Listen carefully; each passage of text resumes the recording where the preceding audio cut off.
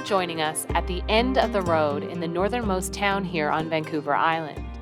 This is the last touch of civilization we will encounter for weeks as we continue our journey north along the Inside Passage to the Discovery Coast, navigating through the remote archipelagos and far-reaching fjords of the Great Bear Rainforest. To sail here is to experience a truly unique part of the world, and we're excited to have you join us.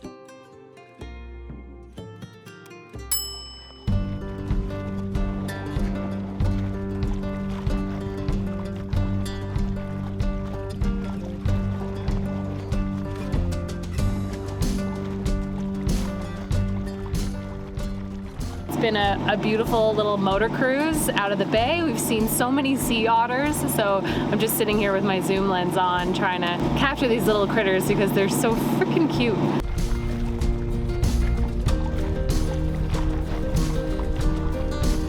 Our plan for the next couple of weeks is to continue sailing north and explore the central coast and the Great Bear Rainforest. And Port Hardy is sort of the last jumping off place on Vancouver Island to be able to safely get around Cape Caution and get up into that northern part of the coast. Cape Caution is one of the only places on the entire Inside Passage route that is not protected, so it's completely exposed to the Pacific Ocean. There's a big shelf that extends out off the cape, and it's a really shallow body of water. It can be pretty gnarly going around there. There's lots of things you need to consider when you're transiting Cape Caution, which we'll get into a little bit later. But our plan for this evening is to get to an anchorage that would be a good jumping off point so that we can get a head start early tomorrow morning to safely transit around Cape Caution with all of those conditions in our favor.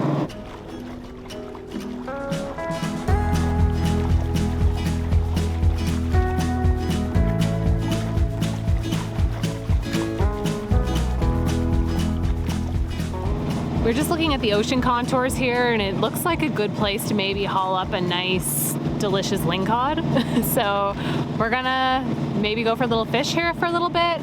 So this big rock ledge in front of us is called Miles Cone. It's about 400 feet to the ocean floor beneath us, and it comes up about 150 feet above water. So it's just this huge pile of granite that just comes straight out like a spire from the ocean floor. And along the edge, there's a couple of steep drop-off cliffs that I think we might jig. You're looking for areas around 30 feet that drop straight down a ledge, and then the fish like to hide in the crevices along that ledge and dart out and grab food that comes down the channel and with the current. So we're gonna motor over to the shelf and pop our new jigging lure down in the water and see if we can't haul up some delicious dinner.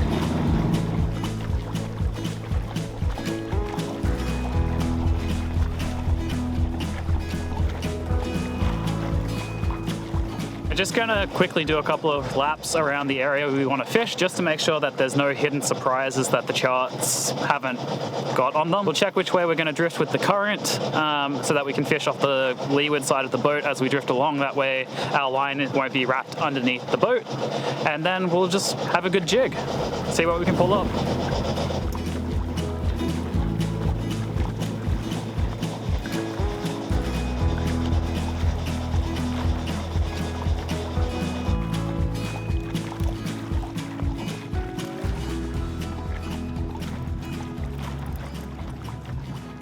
Got one? No. Ah. Just check it though, make sure there's no seaweed or gunk on it. And all the channels we watch on YouTube, they're all spear fishing and in their sexy bikinis.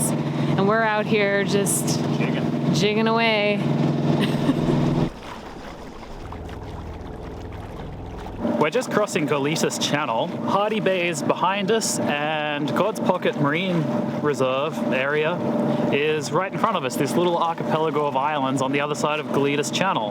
We're just going to cross into God's Pocket here, work our way, meander through a couple of islands. Hopefully there will be a little bit of a northwesterly that blows up in a few hours, and then we can ride that straight across Queen Charlotte Strait to either Allison Harbour or Miles Inlet, where we'll anchor up for the night so that we can get an early start in the morning and cover over the 20 miles to cross around Cape Caution, there is actually a southerly in the forecast, and the currents are going to align themselves so that the wind and the current is all moving in the same direction. So as long as everything comes in when it comes in, then we should have a spectacular day in the morning of early morning downwind sailing with the current in our favor to cross Cape Caution, which would just be fantastic.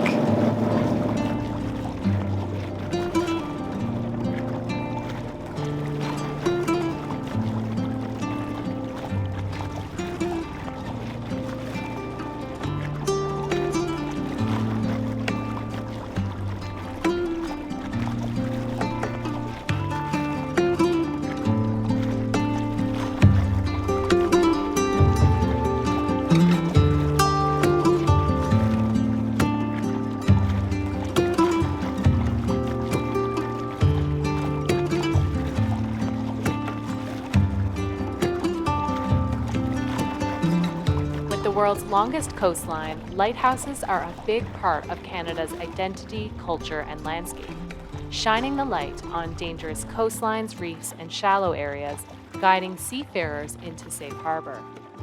The Scarlet Point Lighthouse here, marking the entrance to Christie Passage, was put into operation over 100 years ago, providing regular weather updates, sounding fog alarms, and assisting in search and rescue operations. I've always wondered what it would be like to live in one of these iconic towers, but the 365-day-a-year commitment would feel more like a prison to me. Fun fact, this lighthouse is the luckiest in the world. After lighthouse keeper Ivan Dubinsky purchased a virtual ticket in 2019 and matched up all 10 numbers, after 2 months of being denied leave to pick up his prize, he retired as lighthouse keeper.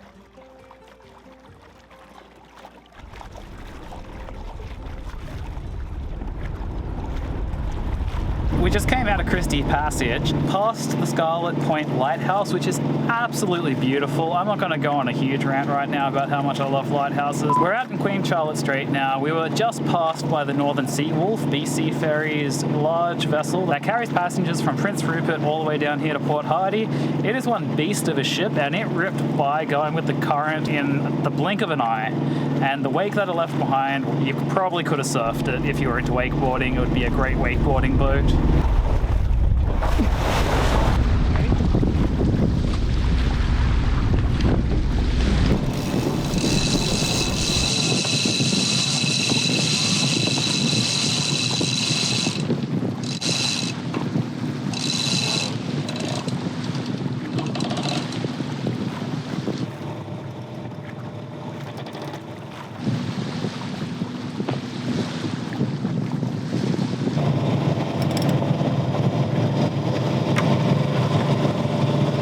Bit of a light twist.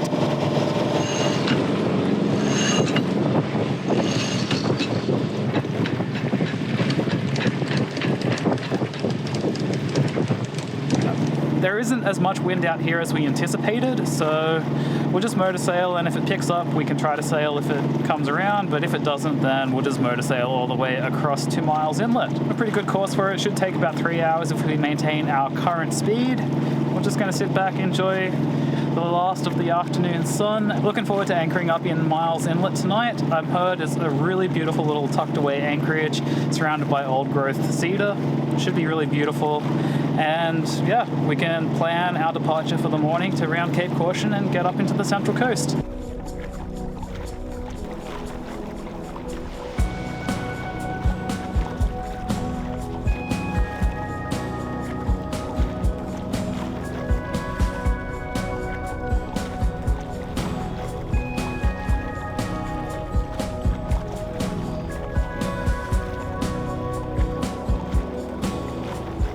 There is just a breath of wind out here. It's absolutely peacefully perfect. Must be 10 knots or so. We're heeled at 15 degrees, got the full sails out, and we're just gliding along at 4.5, 5 knots. What more could you really ask for? It's so nice to turn the engine off and just sail for a little bit. And I'm glad that we got to have that experience today. Flat, calm seas, ever so gentle rolling swell coming in from the ocean. We've seen a huge Stella sea lion swam right by us and looked me right in the eye. Majestic.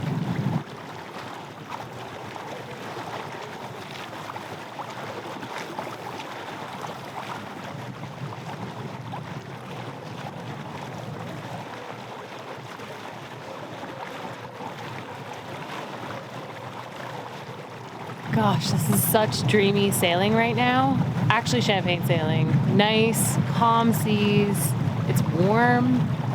It's just beautiful. We're going like 4.5 knots. It doesn't feel like it because you can barely even hear the wind. It's just so effortless. There's not many days like this out here in the Queen Charlotte Strait, at least that we've experienced. For us, it's always like a crazy upwind slog, or I don't know, it's raining. It's just never as beautiful as this. This is giving me a good feeling about leaving Vancouver Island, going around Cape Caution, and continuing up the coast.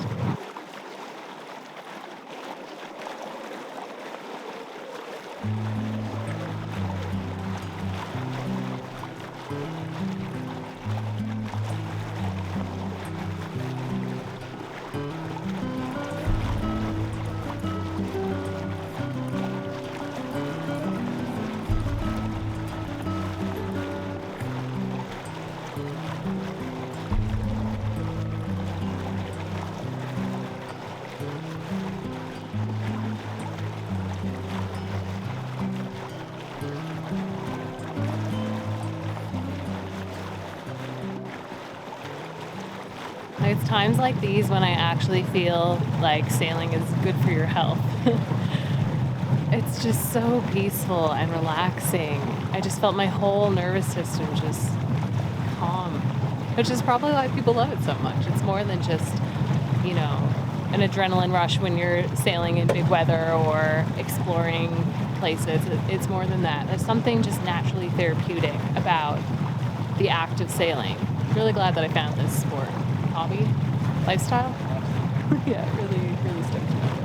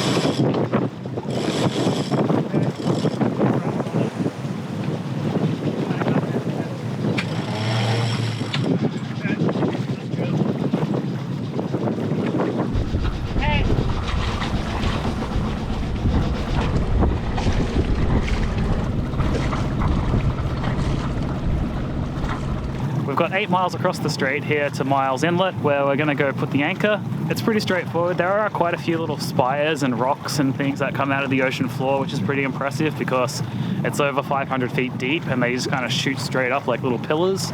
So you got to be careful with the charts and keep an eye on them. We're seeing our first sights of Cape Caution and what it looks like, so that way we know the landmarks for tomorrow. Very exciting.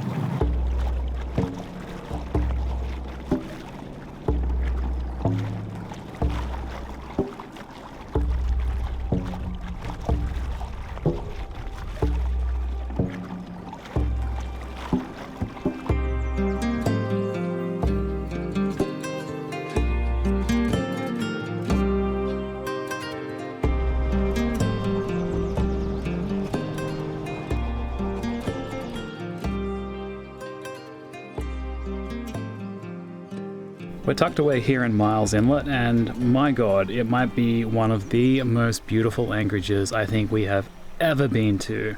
I've always wanted to check it out ever since I found it in the charts, and it has not disappointed. It's such a thin, narrow cut coming in here, it feels like you shouldn't really go in here. There's kelp in the way that you got to kind of motor through, and like it's only really like 2 boats wide. It's really, really neat though. The entire surrounds of this little inlet is all old growth, and the trees are phenomenally beautiful. There's a little tidal rapid into the lagoon up on the north end here, and then the south end here is also pretty shallow, but in the center here there's 3 boats anchored, and we're all swinging here very peacefully. 30 feet, good solid holding in mud, and it's absolutely stunning.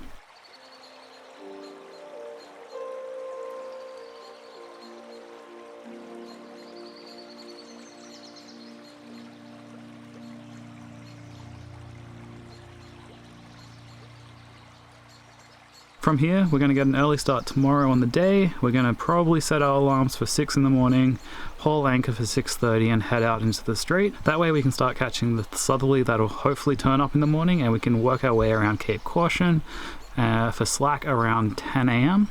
So if we leave here, it's about 10 miles to the Cape. So that gives us, 3 hours to make it there for slack, which I think is plenty of time. The seas are meant to build throughout the day, so getting an early start on the day should be the best time to kind of, have flat, calm, smooth seas, and then we can get around the Cape and continue our journey north.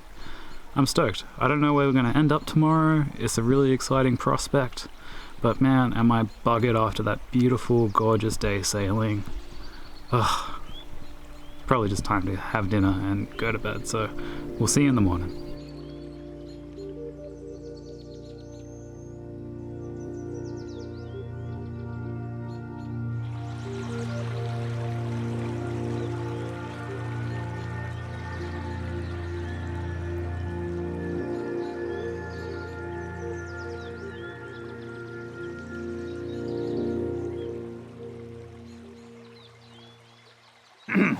Do you like my haircut?